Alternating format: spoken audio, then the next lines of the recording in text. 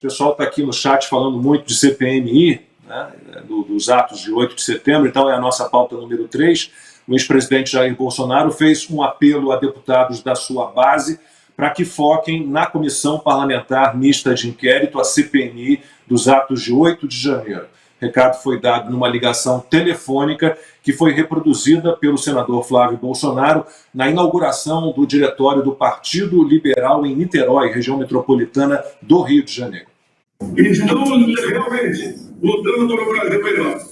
Pessoal federal aí, deputados e senadores, vamos focar na CPMI, porque vamos fazer valer o jogo 832. A verdade vai nos libertar.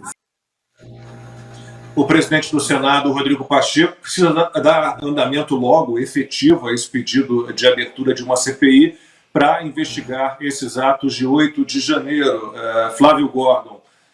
Bom, esse é um instrumento que protege as minorias no Congresso Nacional, né? Então, as assinaturas já estão reunidas, apesar de toda a tentativa do governo petista de convencer políticos a retirar as suas assinaturas, com oferta de cargos de segundo escalão, com emendas do relator. Parece que nada disso tem funcionado.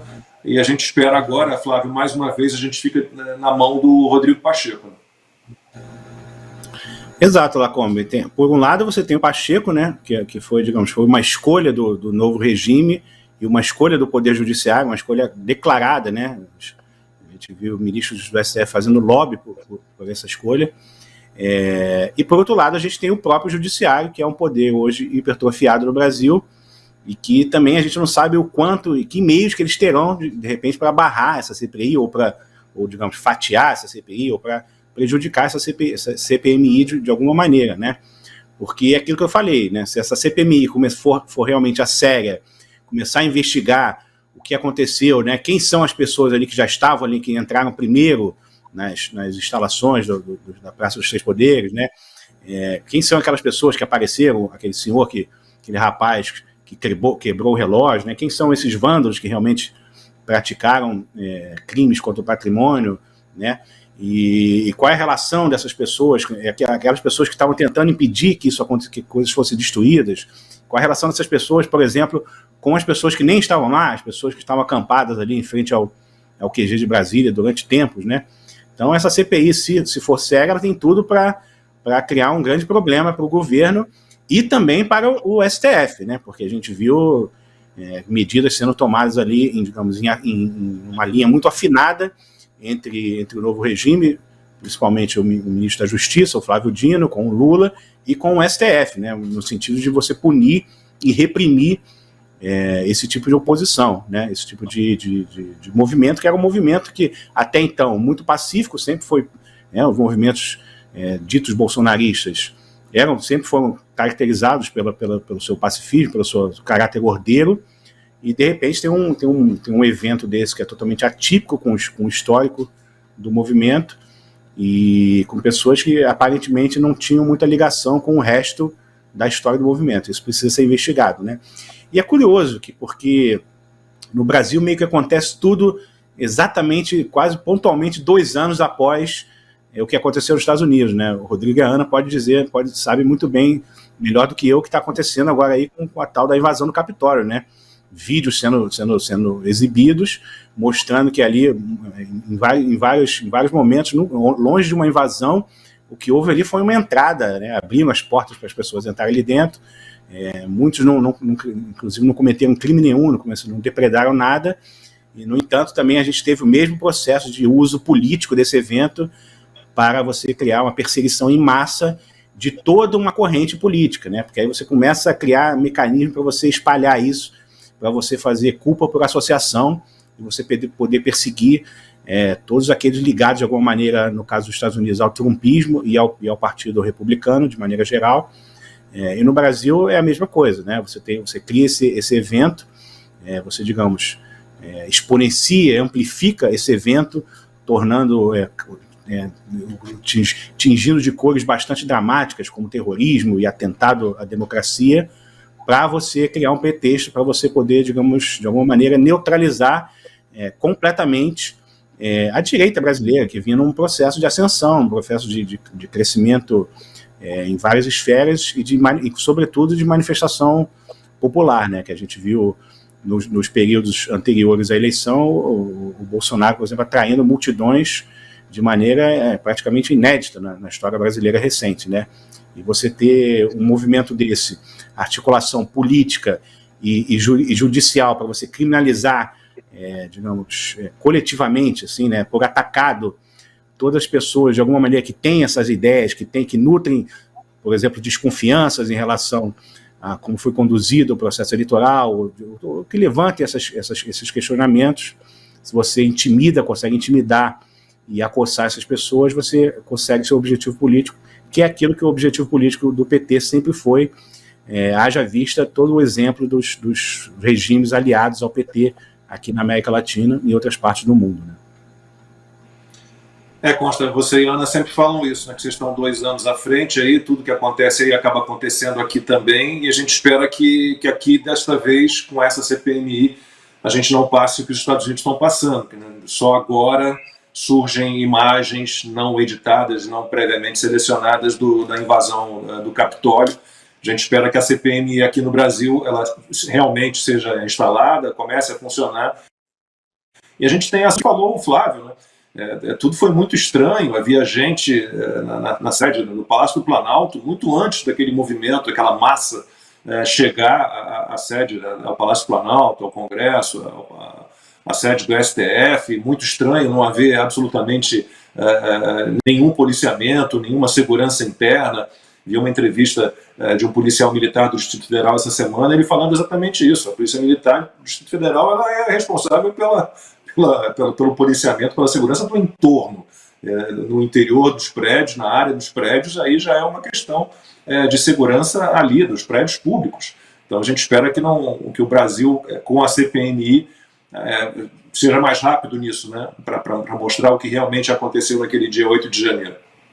Sem dúvida, essa entrevista que você se refere, o policial diz, com 30 anos de experiência, eu nunca vi, né, uma segurança tão falha após os perímetros que eram responsabilidade deles, né? Então, tem coisas muito estranhas. O próprio ministro Flávio Dino, a hora que voou, tem algumas coisas que vão ter que ser investigadas, segundo alguns senadores, andaram passando aí algumas informações para jornalistas que identificaram coisas estranhas. É impressionante as similaridades. Eu e Ana estamos 2 anos no futuro. A gente veio do futuro, né? E o que está nos Estados Unidos? Uma possível prisão do Donald Trump. Pasmem, na semana em que os mercados financeiros estão tensos, que o Joe Biden está com um monte de fracassos, críticas, né, tensões, e aí vem essa cortina de fumaça, falar em prisão do Trump. Quer dizer, eu acho que a gente vai ficar 2 anos discutindo a possível prisão do Bolsonaro. Se ele voltar para o Brasil, será que ele vai ser preso ou não? Não sei o quê. Isso interessa muita gente, né, quando precisa levantar a cortina de fumaça ou quando precisa falar de Bolsonaro, para não ter que falar de inflação mais alta ou a inflação do bem. Agora tem aí mídia que diz que a inflação é boa para os pobres. É um negócio de maluco, né? Não é catastrófico, mas também não é bom. Virou uma coisa patética, é um escárnio a forma que a nossa imprensa lida com o público em relação a tudo isso. Agora, eu volto ao meu ponto central sobre CPI aqui, o Lacombe, de 8 de janeiro. Eles descreveram aqueles eventos, e eu não vou nem dizer que tudo foi infiltrado e arquitetado, não. Eu acho que teve gente da direita, bolsonarista, que se empolgou ali no momento e achou que o caminho era aquele mesmo. Agora, não era a maioria e não eram os pensadores da direita, né? Eu, por exemplo, eu sempre condenei vandalismo, invasão, agressão e sempre alertei que a esquerda e o sistema queriam o seu 6 de janeiro, a invasão do Capitólio, e que isso seria uma lambança. Agora, para esse inquérito absurdo que já tem 400 alvos, né? Então, eu sou parte interessada, eu quero que investigue a fundo. Minhas contas bancárias estão congeladas no Brasil. Meu passaporte está cancelado. Minhas redes sociais estão censuradas. Eu quero entender qual foi o crime. Eu quero que investiguem a fundo por aquilo. E a turma da esquerda que descreve aquilo como uma maior ameaça à democracia brasileira não quer CPI, logo eles que amam uma CPI, montaram aquela circense da Covid. Não dá para entender, Lacombe. Isso só atiça a minha curiosidade e alimenta as minhas suspeitas. Eu nunca fui afeito à teoria da conspiração, mas a gente tem que ser sincero aqui. Às vezes não é teoria. Conspirações existem.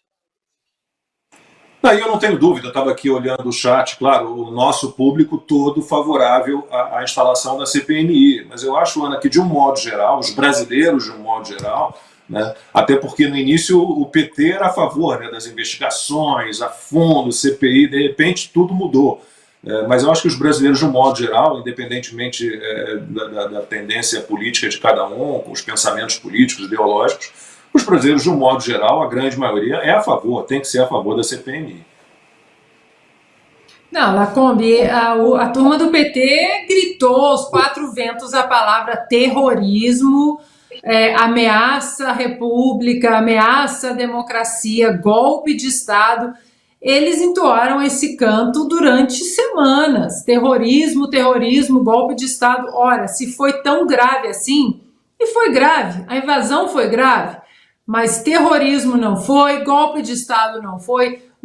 Até o doutor Ives Gandra Martins escreveu, né, deu uma entrevista brilhante para a revista Oeste, dizendo que golpe de Estado é esse que não tem armas, que não tem invasão do plenário, que não tem o exército junto, ou seja, entoaram aí uma narrativa para ver se colava. Pois bem, a direita no Brasil falou o quê? Ora, se é tão grave assim, nós queremos a punição, nós queremos saber se houve infiltrados ou se teve bolsonarista que realmente perdeu a mão, como o Constantino disse, se teve leniência das forças policiais, se teve prevaricação do ministro da Justiça. Nós queremos as investigações, porque aqui nos Estados Unidos, desde o 6 de janeiro daquele ano 2021, os democratas eles tomaram a maioria da Câmara, do Senado e, claro, foram eleitos para a presidência com Joe Biden. E aí eles blindaram a narrativa.